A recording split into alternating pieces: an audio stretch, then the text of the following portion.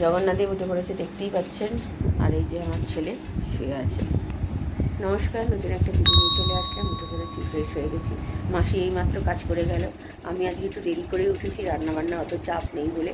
বললাম না, আমার হাজব্যান্ড বলেছে বাইরে খেয়ে নেবে, আর আমি আর আমার ছেলে পোস্ত বাটা দিয়ে ভাত খেয়ে নেবো। আর রাত্রিরে তো মায়ের মাটনটা রয়ে গেছে, তো সেটা দিয়ে রাত্রিরে রুটি খাবো। মাসি মানে কি বলবো, মানুষকে বলে না ছুটি দিলে বেশি পেয়ে বসে। আজকে সকালে আসতো না, বুঝতে পারলেন? আমাকে বলছে যে আমার হঠাৎ করে নাকি জ্বর, ওর যখনই হয় তখনই নাকি জ্বর। এবার আজকে বিকেলবেলা বলছে দুবন্ধু আসা, আমি আসতেও পারি, নাও আসতে পারি। এবার আমার তখন সব পড়ে থাকবে বলুন, আমি বললাম বিকেলবেলাটা ছুটি দিচ্ছি আজকে লাস্ট। এরপরে দুদিন অলরেডি একদিন পুরো গোটা ছুটি দিয়ে দেওয়া হয়ে গেল। কালকে বিকেলটা করোনি, আজকে বিকেলটা করোনি। পুজোর সময় তুমি ছুটি নাওনি, তাই জন্য তোমায় ছুটি দিলাম তোমাকে আজকে সকালে। ঠিক আছে, কোনো অসুবিধা, সকালে না বিকেলে। কালকে থেকে লক্ষ্মী পুজো যেহেতু আবার সোমবারে, তো রোববার দিন বলেছিল আসবে না, যেহেতু ওই দুদিন ছুটি নিচ্ছে বলে আমি বলেছি আমি কিন্তু রোববার আর ছুটি দিতে পারবো না, তোমাকে আসতে হবে। বলে হ্যাঁ বৌদি, আমি না যাবো না, আমার শরীরটা ভালো না, কোথাও যেত এক দিদির বাড়িতে, তো সেই জন্য ও যাবে না বলেছে। তাহলে আমি আজকে করে নিয়েছো, করে নাও, কালকে থেকে কিন্তু আসবে। আর তাড়াতাড়ি করে ঢুকবে, নাহলে কিন্তু আমি তোমার মাইনে কেটে নেবো। তখন বলছে যে না না না ঠিক আছে, আমার তো আমি যাবো না দিদির বাড়ি, আমি তাহলে তাড়াতাড়ি করেই চলে আসবো। না হ্যাঁ, কারণ কি দেখুন, আমার সব কাজ পড়ে থাকে। আমি যদি এইদিকে কাজ করতে যাই, তাহলে আমাদের ঠাকুরের কাজ কি করে করব?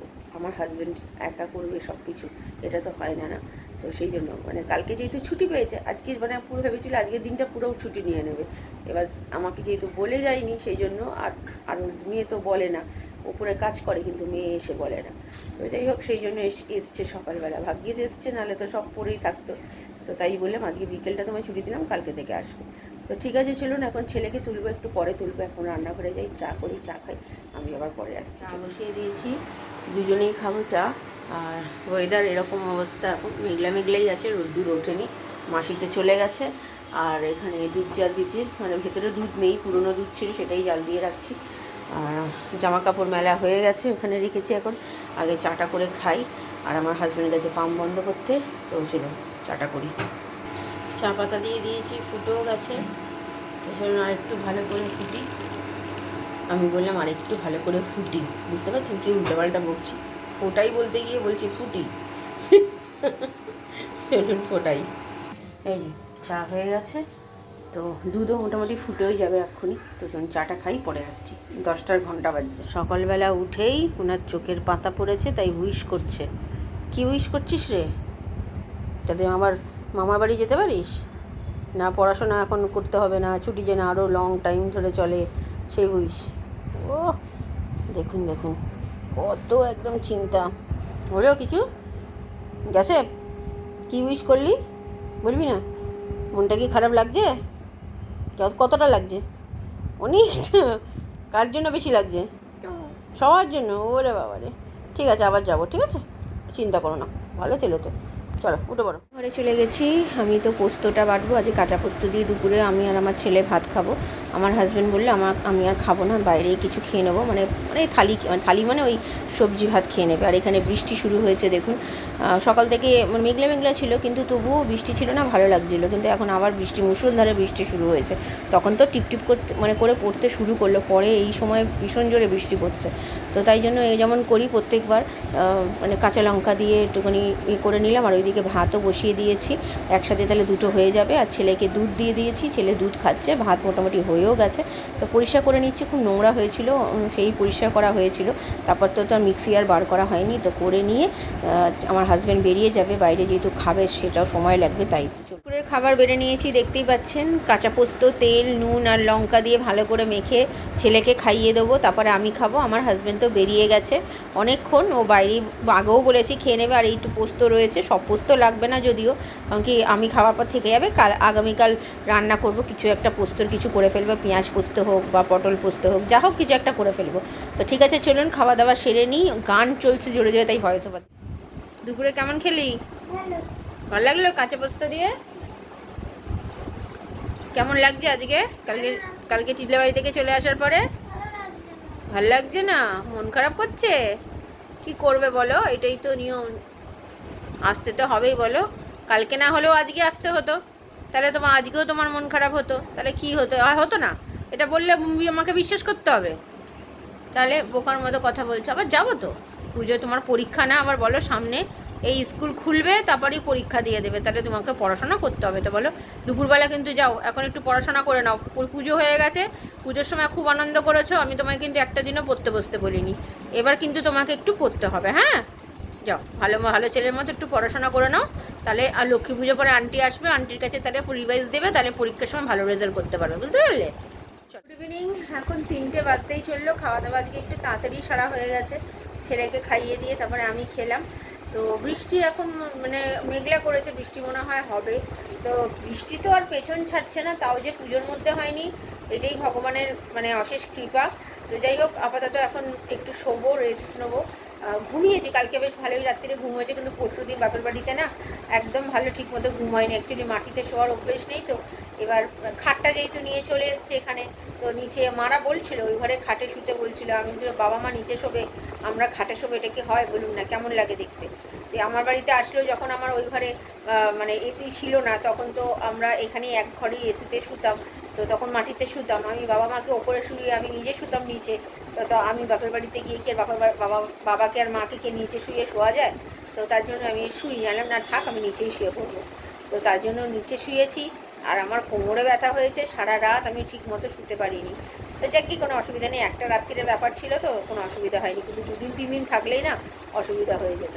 তো ঠিক আছে, চলুন এখন আপাতত একটু রেস্ট নিই, ছেলে পড়তে বসবে, শুনতেই পেলেন আগে বললাম। তো আমি আবার পরে বিকেলে আসবো, আমি হাজব্যান্ডকে ফোন করবো, দেখি ও কী খেলো না খেলো একটু জিজ্ঞাসা করি। আর রাত্রিতে তো মাটন আছে মায়ের দেওয়া, আর রুটির কথা ওদেরকে ফোন করে দিয়েছিলাম, অনেকবার ফোন করার পর তারপরে ছেলেকে দিয়ে ফোন করালাম, আমার মায়ের সাথে তখন কথা বলছিলাম, তারপরে ফোনটা ধরলো, তো বলেছে হ্যাঁ আসবে, তো দেখা যাক এখন কী হয়। তো ঠিক আছে, চলুন আমি পরে বিকেলে আসছি। আমাদের পাড়ার ঠাকুর আজকেই চলে যাচ্ছে, ভেবেছিলাম রোববার যাবে, দেখছি না, আমার ছেলে বলছে যে না মাম্মা আজকেই চলে যাচ্ছে, দেখো ঠাকুর। তো সেই ভিডিও করে রাখলাম, আমাদের এমনি তো বাইরে গিয়ে দেখারও মানে সময় হয় না, আর বেরোতেও পারি না, আর এই যে ঠাকুরটা যাচ্ছে এই সময়টা যে কী মন খারাপ করে একমাত্র, মানে এটা কি বলবো, এটা থেকে কষ্ট আর কী বলবো। যখন গত সপ্তাহে ঠাকুর আসছিল তখন যতটা আনন্দ হচ্ছিল, আজকে ততটাই মনটা খারাপ হচ্ছে। ব্যাস, মা চলে গেলেন আর কি। চোখ ছলছল করছে কেন গো তোমার? কেন ভাল লাগছে না কেন বাবা? ও, লোকেরাকে চলে যাচ্ছে বলে মন খারাপ হচ্ছে? তো কি হবে তাহলে, আবার তো আসবে, যে বাজনা বাজছে, ঠাকুর যাচ্ছে, যাও তাহলে গিয়ে ঠাকুর দেখে আসো, তাহলে তাহলে মনটা একটু ভালো লাগবে, ঠাকুর চলে যাচ্ছে, ঠিক আছে? তাহলে আর কান্নাকাটি করো না শোনা, আবার আসবে মা দুর্গা, মনে কষ্ট পায়, তুমি তো ভালো ছেলে, চলো যাও। 6:30 বেজে গেছে, দেখতেই পাচ্ছেন, ছেলে সন্ধে দিতে বসে গেছে, আর আমাদের রুটি করার মাসি চলে এসছে। আজকে তো কাজের মাসি আসেনি জানেন, তো সেই জন্য ছেলেকে তাড়াতাড়ি বললাম সন্ধে দিয়ে দে, কারণ কি ওকে যতই তাড়াতাড়ি বলি না কেন ও দেরিই করে। আর এই লাইটটা বললাম নতুন লাগিয়েছে আমার হাজব্যান্ড, পুরনো লাইটটা খুলে, যেহেতু লক্ষ্মী পুজোয় আসছে সেই জন্য। তো ঠিক আছে, চলুন, ও সন্ধে দিক পরে আসছে। এখন 9টা বাজতেই চললো, আমার হাজব্যান্ড চলে এসছে, তো তাড়াতাড়ি করেই চলে এসছে, এখনও কাজ ওরকমভাবে তো শুরু হয়নি, তাও ঠাকুরের কিছু বাজার হাট ছিল সেগুলো করার ছিল, সেগুলো একটু একটু করে রাখছে, কারণ কি একসাথেও পারবে না করতে।